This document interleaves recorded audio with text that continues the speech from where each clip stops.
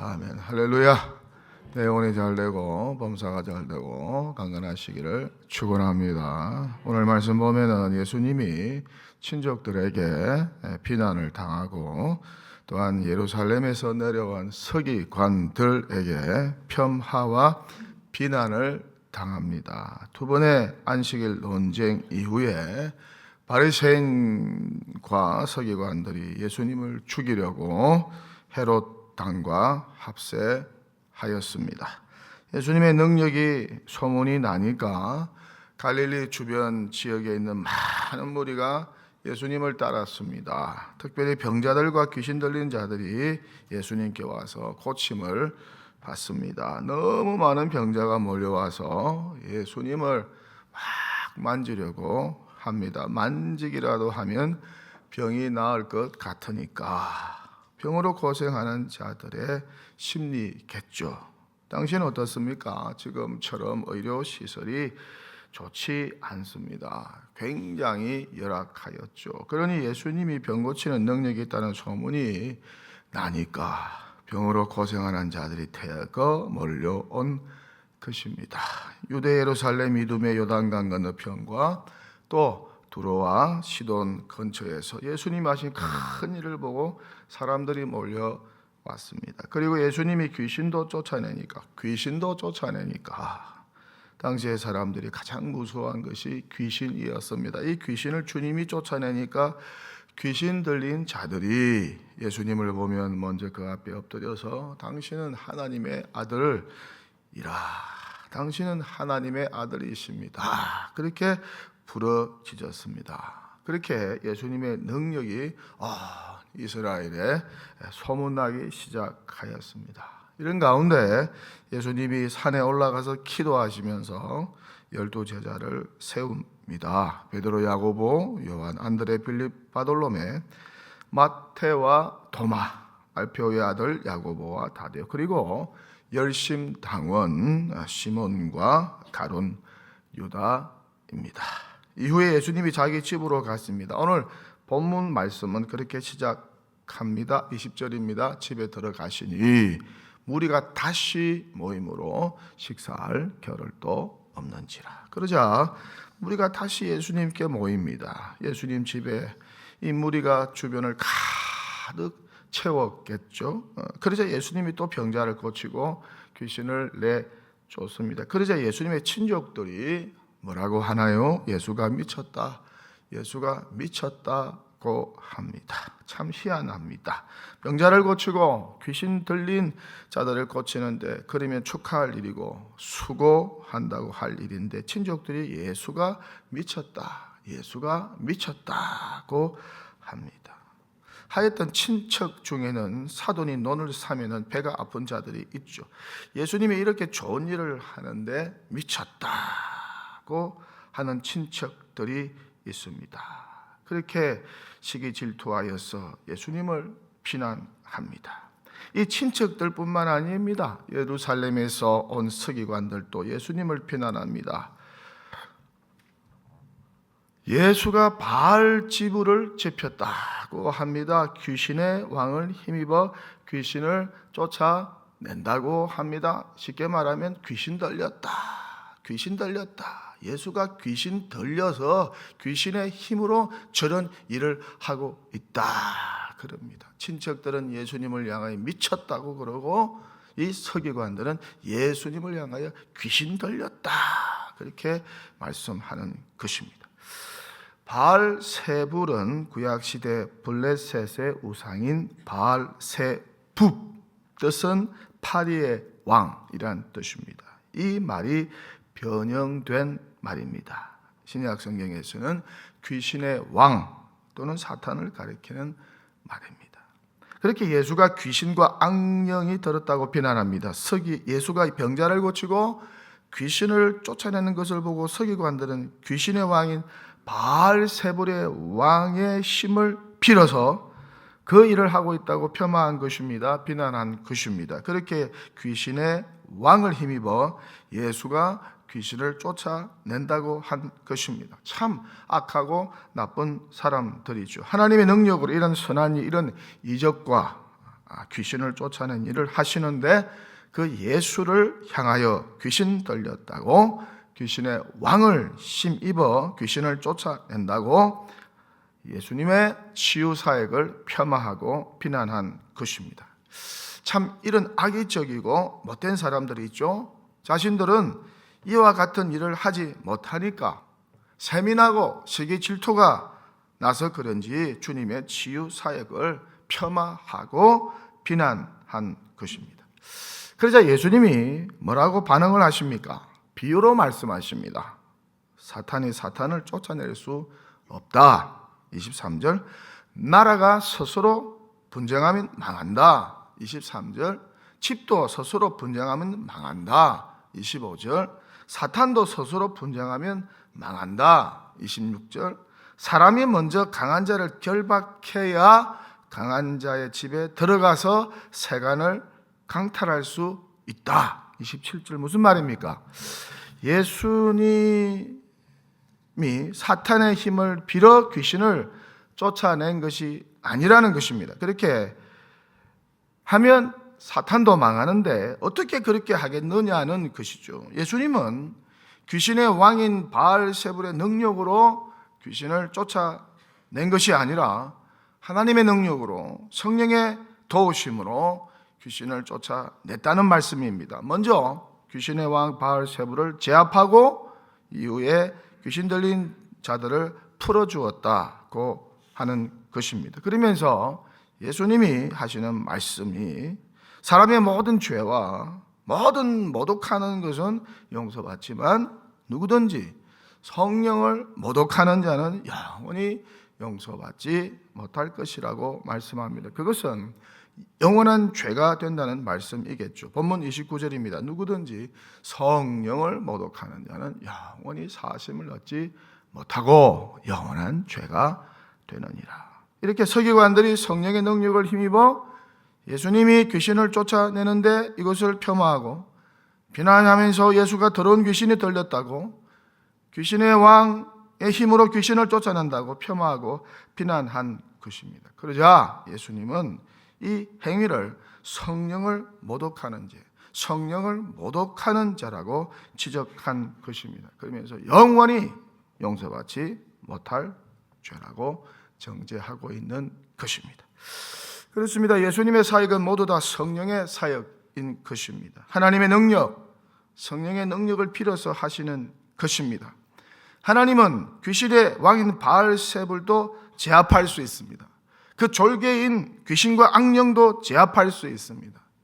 사람의 영혼에 들어와서 사람을 고통스럽게 만들고 자신들의 종으로 만드는 귀신 들린 사람에게 귀신을 쫓아낼 수 있습니다. 그런 능력이 예수님에게 있습니다. 그렇게 치유할 수 있습니다.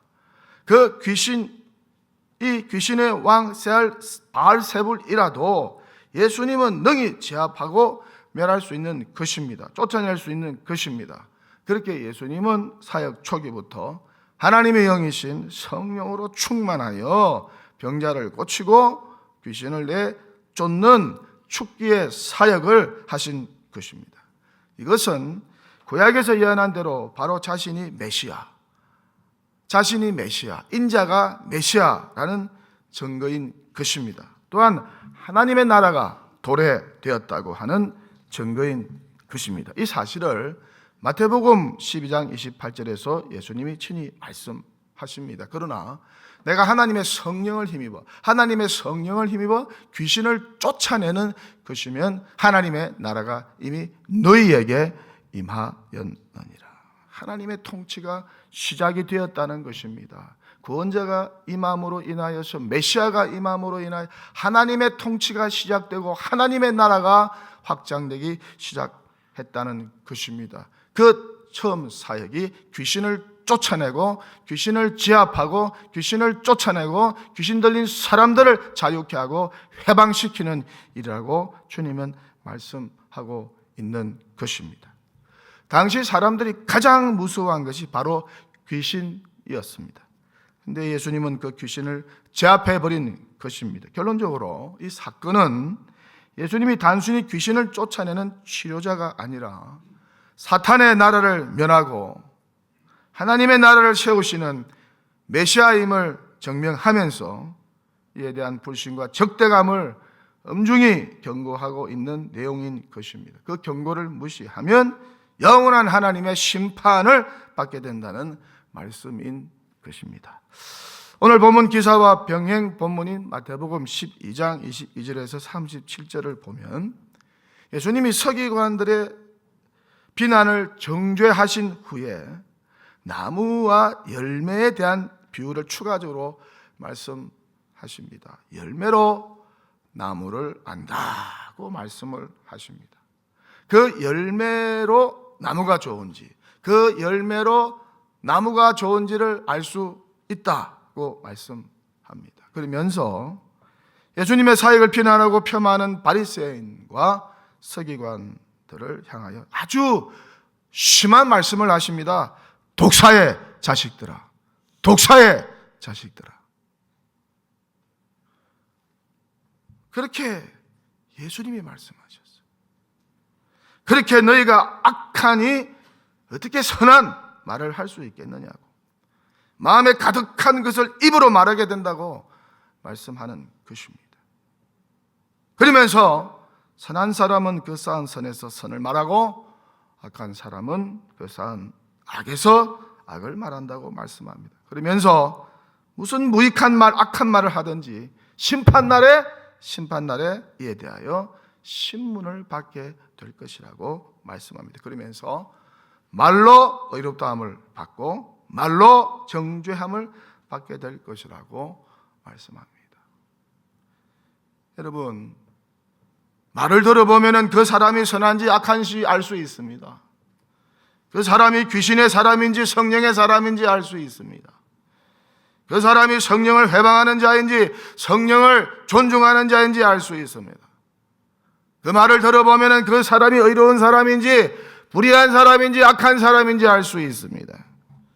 그 말을 들어보면 그 사람의 정신 상태, 심령의 상태를 알 수 있습니다. 말을 들어보면 심령의 상태를 정확하게 알 수 있습니다. 특별히 그 입에서 비난하는 말이 나오면은, 선한 일에 대하여 폄하하는 말이 나오면은 그 심령이 병든 사람이요, 그의 심령은 악령과 귀신과 사탄과 마귀에게 사로잡힌 자인 것입니다. 성령과는 전혀 상관없는 상태인 것입니다. 성령은 어떻습니까? 선한 말, 의로운 말을 하게 하십니다. 욕을 하고 저주하고 비난하고 원망하고 폄하하는 말은 필시 악령이, 귀신의 왕인 바알세불이, 사탄 마귀가 들어가서 하는 말인 것입니다. 그것은 주님의 말도 아니고 성령의 말도 아니고 거듭난 사람의 말은 더더욱 아닌 것입니다. 그리고 우리가 모든 말에 대해서 하나님이 심판날에 신문하겠다, 그렇게 예수님은 말씀하고 계신 것입니다. 그러니 말이 얼마나 중요한지 몰라요. 말이 얼마나 중요한지 몰라요. 예수 믿고 거듭난 성령의 사람은 성령 하나님이 기뻐하는 말, 성령 하나님이 좋아하는 말을 해야 합니다. 그 사람이 거듭난 사람. 말이 거듭나야 돼요. 예수 제대로 믿으면은 말이 거듭나야 돼요. 마귀가 좋아하는 말, 악령이 좋아하는 말, 사탄 마귀가 좋아하는 말을 하면 어떻게 될까요?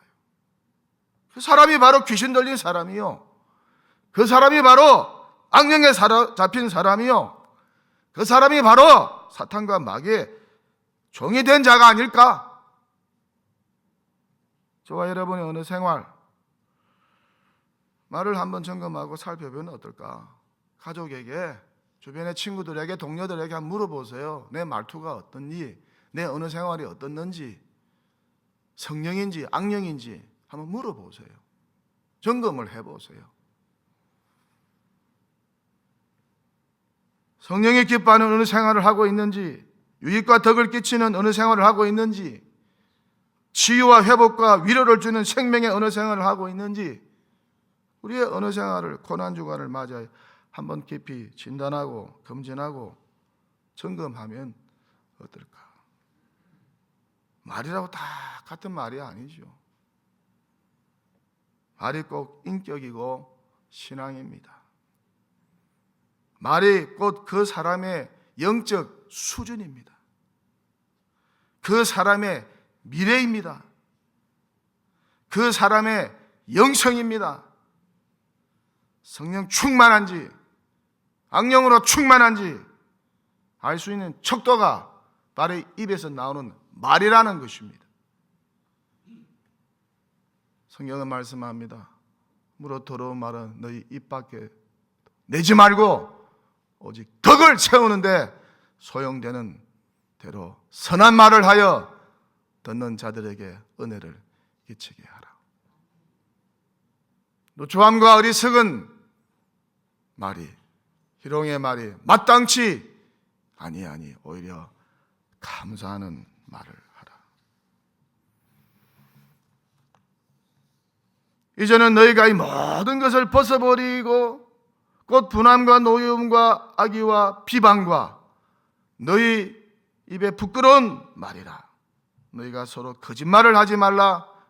옛 사람과 그 행위를 벗어버리고 한 입에서 찬송과 저주가 나오는도다. 내 형제들아, 이것이 마땅하지 아니하니라. 구부러진 말을 내 입에서 버리며 삐뚤어진 말을 내 입술에서 멀리하라. 죽고 사는 것이 혀의 권세에 달렸나니 혀를 쓰기 좋아하는 자는 그 열매를 먹으리라. 여호와여, 내 입 앞에 파수꾼을 세우시고 내 입술의 문을 지키소서. 그들에게 이르기를 여호와의 말씀에 나의 삶을 가리켜 맹세하노라. 너희 말이 내 귀에 들린, 너희 말이 내 귀에 들린다. 여호와의 귀에 들린 대로 내가 너에게 행하리니.